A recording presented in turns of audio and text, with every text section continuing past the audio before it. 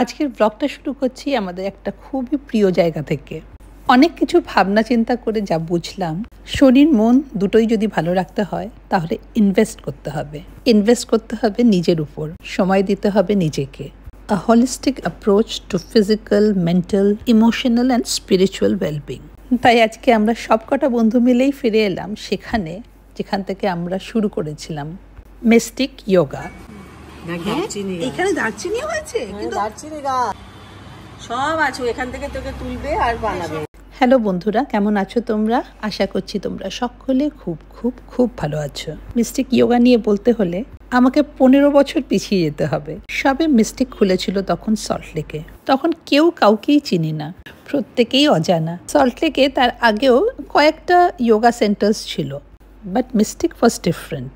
And it was different because of its 3 young commanders, Chirosri, Sudhir and Abhishek. আর আমার এই close বন্ধুর গ্রুপটা যাদের তোমরা সবসময় দেখো, পূর্বা, শুক্লা, অনা, আমাদের বন্ধুত্বের বয়সটাও ততটাই যতটা মিস্টিকের বয়স। আচ্ছা, এটাকে চায়ে দেবো? সকালবেলা চা দিয়ে খাবো?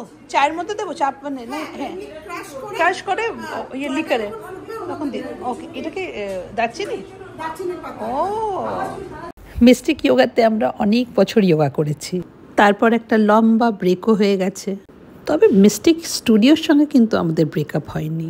চিরশ্রী, সুধীর, অভিষেক এদের সঙ্গে তখনও যতটা ক্লোজ ছিলাম, এখনও ততটাই ক্লোজ। আর আবার দেখো, আমরা সব বন্ধুরা নিজেরাই কিন্তু আলাদা আলাদাভাবে, আলাদা আলাদা কারণে আবার মিস্টিকে চলে এসেছি। Life kind of has come to a full circle. যাই হোক, এটা হচ্ছে নেক্সট ডে, বিকেল প্রায় 4টে। আর আমি ঢুকেছি রান্নাঘরে মাটন বানাতে। আজকে আমার বোনের বাড়িতে ডিনার, আর আমি বলেছি মাটন বানিয়ে নিয়ে যাব। সেই যে আমরা মন্দারমণিতে গিয়েছিলাম, খুব ঝাল হয়েছিল বলে সুব্রত সেখানে কাঁকড়া খেতে পারেনি। সেই শুনে আমার বোন বলেছিল, জিজু তোমাকে আমি কাঁকড়া খাওয়াবো।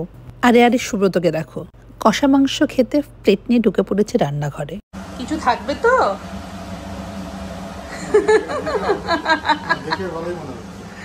আচ্ছা, যাও, বলো বলো বলো, কিরকম হয়েছে? তাতেই আচ্ছা আচ্ছা, তাহলে ঠিক আছে। একটা প্রেশার দিলেই, বন্ধ করে রেখে দিলেই হয়ে যাবে, ঠিক আছে। প্রেশারে বসানোর আগে ঘিয়ে সব রকম গরম মশলা, জিরে, ধনে আর কিছু শুকনো লঙ্কা দিয়ে একটা তড়কা দিয়ে দিলাম। এটা কিন্তু মাংসতে একটা এক্সট্রা ফ্লেভার অ্যাড করে। চলো, এদিকে মাংসও রেডি হয়ে গেছে আর এদিকে আমিও রেডি হয়ে গেছি। আমি কিন্তু আজকে একটু বিফোর টাইম রেডি হয়ে গেছি। আজকে সবারই অফিস আছে, তাই ডিনার শুরু হতে বেশ লেটই হবে। আর সেই শুনে সুব্রত কিন্তু ওদিকে টেনিস দেখতে বসে গেছে, তাই আমিও এদিকে আমার মতন একটা টিভিতে প্রোগ্রাম চালিয়ে বসে গেছি দেখতে। হঠাৎ করে দেখি বোনের মেসেজ, তোমরা কোথায়? সুব্রতকে বললাম তাড়াতাড়ি ওঠো, ওরা কিন্তু ওয়েট করছে। ঠিক বেরোতে যাব, দেখে বৃষ্টি শুরু। ওয়েদারটা ভালো হয়ে গেল ঠিকই, কিন্তু সুব্রত বৃষ্টিতে গাড়ি চালাতে একটুও ভালোবাসে না। আসলে কোনোদিনও তো সুব্রতকে গাড়ি চালাতে হয়নি, তাই গাড়িটা এখন দরকারেই চালায়, শখে না। সুব্রতর থেকে অনেক অনেক বেশি গাড়ি আমি নিজে চালিয়েছি, অথচ এখন দেখো।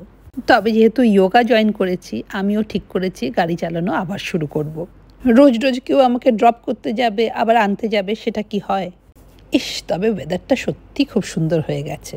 সুব্রতর ভালো লাগুক না লাগুক, আমি নেমে গেছি বোনের বাড়ির গেটে। আর ওই যে সুব্রত গাড়িটা পার্ক করছে, ওই যে তিনি আসছেন। ওই গেটটা খোলা।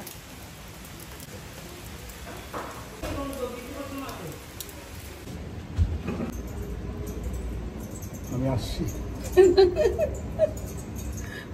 আমি কতক্ষণ দাঁড়িয়ে আছি দেখছি, তুমি গাড়িটা সামনে পিছন করছো। না, আমি তো বললাম যে তুমি উঠে গেছো, তোমাকে আমি জিজ্ঞেস করে। না না, আমি জানি তো তুমি নাম্বার চেনো না, তাই জন্যই আমি দাঁড়িয়ে আছি।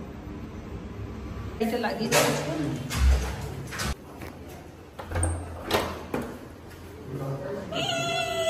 দরজাটা খুললো the apple of our eye, পারনি। হ্যালো মাই গ্যাং, আমরা ঢুকছি আমরা ঝোলা নিয়ে। বৃষ্টিটা নিয়ে এলে। হ্যাঁ,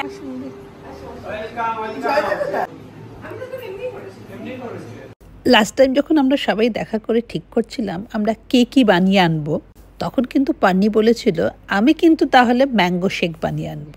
অ্যান্ড লুক অ্যাট হার, আমাদের সবার জন্য ম্যাঙ্গো শেক কিন্তু ও বানিয়ে নিয়ে এসছে, ঠিক মনে রেখে। উফ, কি মিষ্টিটাই না লাগছে ওকে। আমরা ঢোকার সাথে সাথেই ও আগেই ফ্রিজ থেকে বের করে নিয়ে এসছে শেকটা। আর ওকে যে হেল্প করছে ব্লু ড্রেসে, ও হচ্ছে বুবুনের রাইট হ্যান্ড রূপা।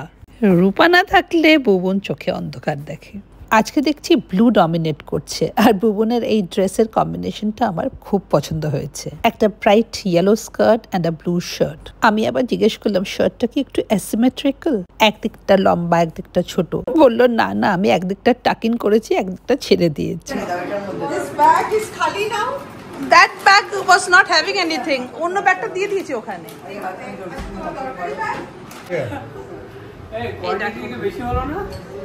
দেখো কি সুন্দর সবাইকে সার্ভ করছে। অ্যাকচুয়ালি ছোটবেলার থেকে ছেলে মেয়ে সবাইকে এগুলো শেখানো উচিত এখন।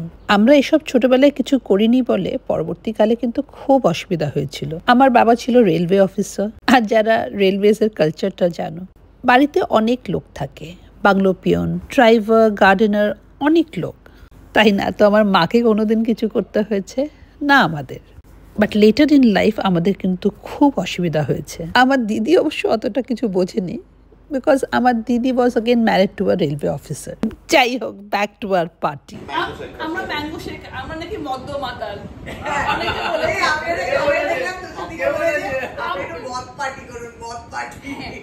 আমরা এখানে হাসাহাসি করছি আমার ব্লগের কিছু কমেন্টের উপরে।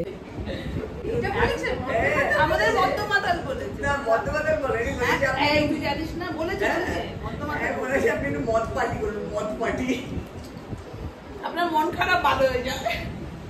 এই লোকগুলো কে যা বলে তো ওর মধ্যে তো ওই মদের যে ইয়েটা আমরা একটু ফটো দিলেই তো হতো। একজনই হচ্ছে যেটা না লাইটটা আসছে না, লাইট আসছে না, লাইটটা দিচ্ছি, লাইটটা আসছে না। ওটাই ঠিক ছিল, অল্পই ভালো। সুব্রত বলছে লাইটটা জ্বালাও, মুখের ওপর নাকি ভালো করে লাইট আসছে না। বাস আমাদের খাওয়া দাওয়া শুরু হয়ে গেল। আর এই সুন্দর প্রন স্টার্টারটা বানিয়ে এনেছে পিউ। স্টার্টটা কিন্তু মেয়ে আর মা বেলে ভালোই দিয়েছে। খুব ইন্টারেস্টিং। এটা কি রে? কুকুম্বার। এই শসা বাদাম টাদাম দিয়ে বানানো স্যালাডটা কিন্তু বেশ ভালো হয়েছিল খেতে। একদিন ফোন করে বুবনের কাছ থেকে ভালো করে জেনে নেব। চিকেন ফ্রাই গুলো দারুণ হয়েছে, খুবই সুন্দর হয়েছে। সবাই কিরম ব্যস্ত হয়ে খেয়েই যাচ্ছি তো দুটো হাতে। প্রত্যেকটা স্টার্টারই খুব ভালো হয়েছিল, but the chicken pakora was out of the world.